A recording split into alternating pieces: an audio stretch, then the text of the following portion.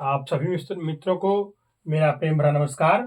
और मैं conflict theory में आज राल्फ डहरेंडार्फ के बाद जस्ट सेकंड पर मैं ला रहा हूँ सीमेल और लेविस खोजर का। कॉलिंस का भी है लेकिन इस पे मतलब काफ़ी राइट डाउन नहीं कर पाया हूँ, नहीं हो पाएगा, तो इसको अलग वीडियो में बना दूंगा। लेकिन आज इसके बाद सीमेल सीमेल के कुछ इंपॉर्टेंट फैक्ट जो है उसको आप ध्यान रखिए, जान लीजिए। सीमेल जर्मनी फ्रैंकफर्ट स्कूल से संबंधित है। सभी को अच्छी तरीके से यह पता होगा, जितने लोग हायर की प्रिपरेशन कर रहे हैं या एग्जाम देते होंगे। तो 1 मार्च 1858 में ये पैदा होता है जर्मनी। 28 सितंबर 1918 में इनका स्वर्गवास हो जाता है। और एक इसका मोस्ट इंपॉर्टेंट फैक्ट है, भावनात्मक जागृति की बात अगर होती है तो यहाँ पर आप सीधे सीधे सीमेल को टिक करेंगे, ना कि किसी और अदर राइटर को क्लिक करेंगे। ठीक, एक मोटा पॉइंट इसका पकड़ लेना ये। ठीक, रेडिकल थियरी में तीनों आएंगे, Simmel, Coser, Collins. Important books of the Simmel, Simmel की जो महत्वपूर्ण बुकें हैं उसको मैं थोड़ा यहाँ पर बता दे रहा हूं। पहला, urban sociology, tragedy of culture, social network, और sociology of sense, sociology of space. Space का नाम देखते ही हैबरमास को मत टिक करिएगा, यहाँ ध्यान दीजिएगा, रुकिएगा, थोड़ा दिमाग लगाइएगा अपना। Sociology of sense, sociology of space, और the problem philosophy of history 1892, philosophy of money, जैसा कि मैं इंपॉर्टेंट बुक में इसको क्लिक किया हूं। और एक पुस्तक है फिलॉसफी ऑफ पावर, ये निश्चय की पुस्तक है। द फिलॉसफी ऑफ मनी 1900 में, ये सीमेल की है। और फिलॉसफी ऑफ पावर निश्चय की है। मेंट्रोपोलिस एंड मेंटल लाइफ 1903, ये सीमेल की पुस्तक है।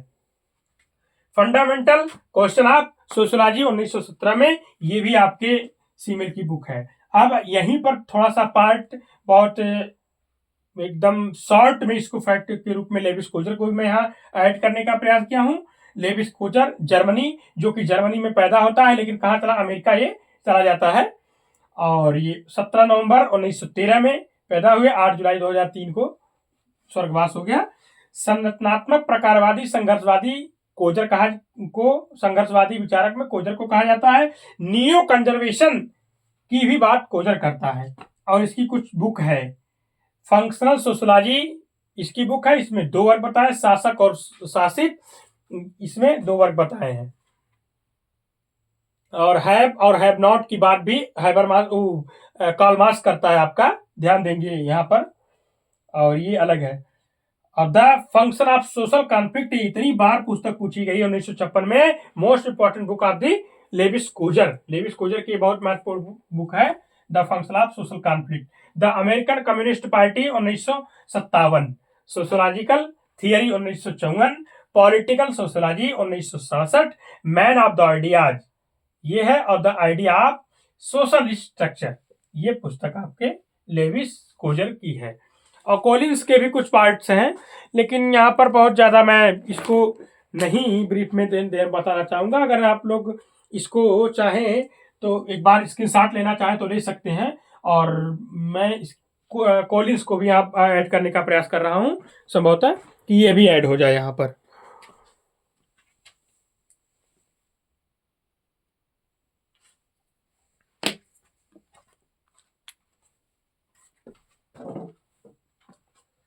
यहाँ पर मित्रों में इसको रफली कर रहा हूं।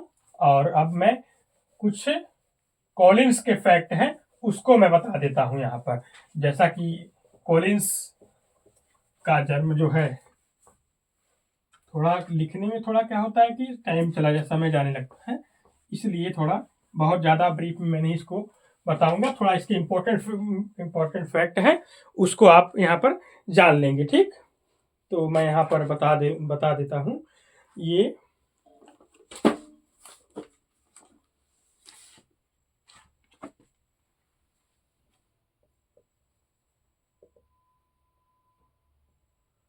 कॉलिंस की बात है यहाँ पर।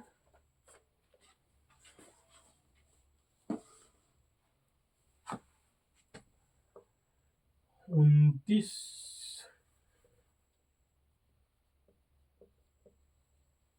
1941, ये अभी तक तो था, वर्तमान में जिंदा थे। अब इस समय की देखना पड़ेगा है कि नहीं है थोड़ा इनको।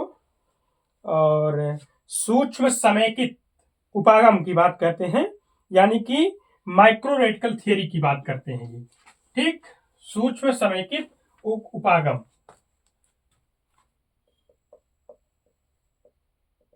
सूक्ष्म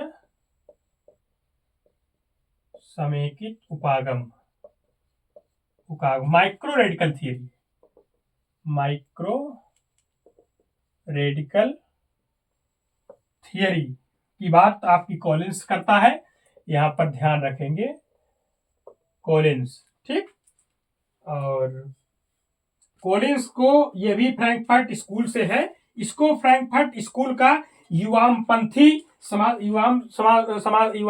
समाजशास्त्रियों में से इसको जाना जाता है आपके कॉलिंस को। और एक है इसकी conflict sociology towards an explanatory science, ये पुस्तक आपके है इनकी। और एक यहां पर है सोशल स्ट्रेटिफिकेशन, सोशल स्ट्रेटिफिकेशन के आधार पर कॉन्फ्लिक्ट की थियरी के आधार पर कॉन्फ्लिक्ट की थियरी, कॉन्फ्लिक्ट की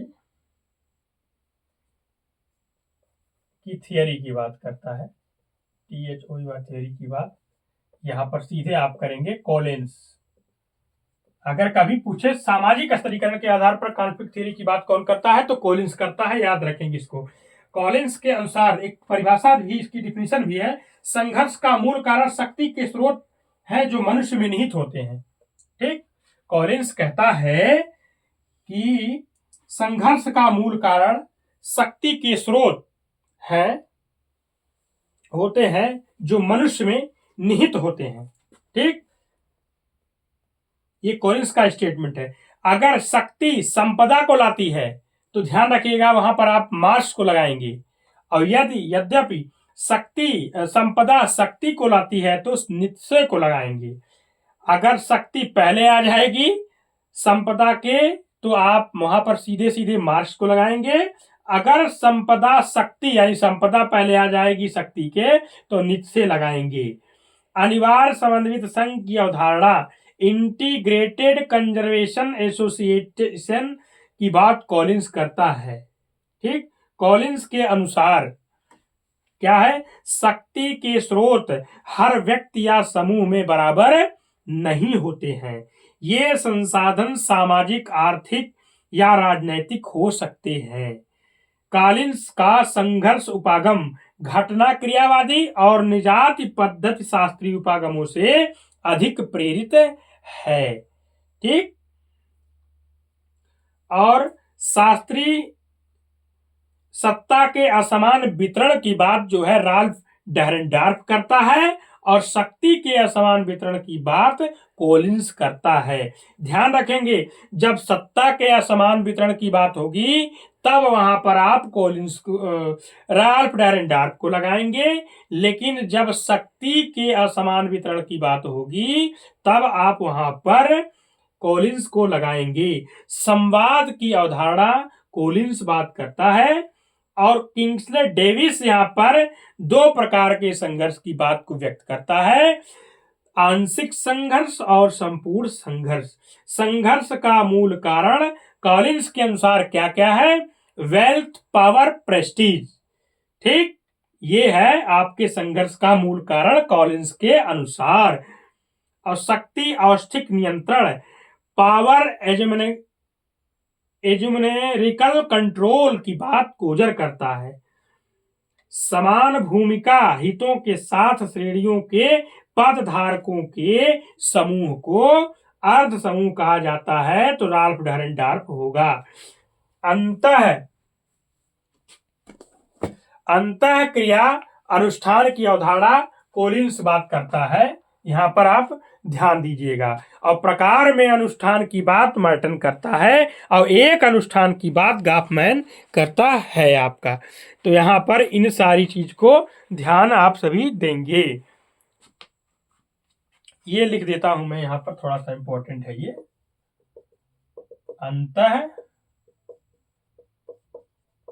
अंतः क्रिया में अनुष्ठान की अवधारणा,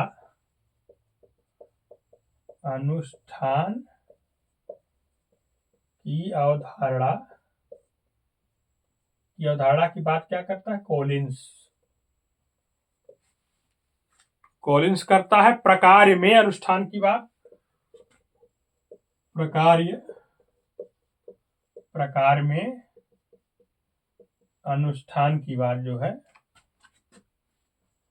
अनुष्ठान की बात मर्टन करता है। ठीक। और जो है एक अनुष्ठान करने की बात गॉफमैन करता है। एक अनुष्ठान करने की बात गॉफमैन करता है। ये आप इसको इतना रख लेंगे। इसका इंपॉर्टेंट पॉइंट जो रहा, और संघर्ष का मूल कारण शक्ति के अनुसार क्या है? संघर्ष का मूल कारण कॉलिंस के अकॉर्डिंग टू क्या है? कॉलिंस के अनुसार यहां पर VEALTH, वेल्थ, पावर, प्रेस्टीज, यही 3 इसके आधार पे है कॉलिंस के अनुसार। ठीक, ये चीज हो गई यहां पर। और इसकी एक पुस्तक थी जो है आपके यहाँ पर,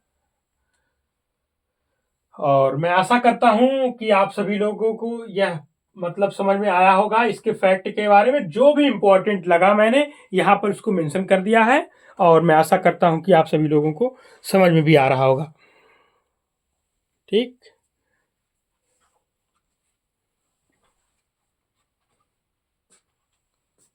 और पुस्तक एक ही पुस्तक के बारे में मैंने चर्चा यहाँ पर कॉलिंस की थी, और बड़ी इंपॉर्टेंट है, conflict sociology towards an exploratory science.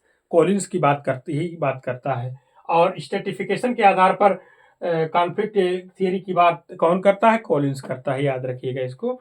और ठीक है, अब मैं इस वीडियो को समाप्त करता हूं। इसमें रेडिकल थियरी में सीमेल, कोजर, कॉलिंस तीनों विचारकों को मैंने एक साथ ही ऐड करने का प्रयास किया है। जो भी इसके इंपॉर्टेंट फैक्ट लगे हैं उसको मैंने यहाँ पर शामिल किया है।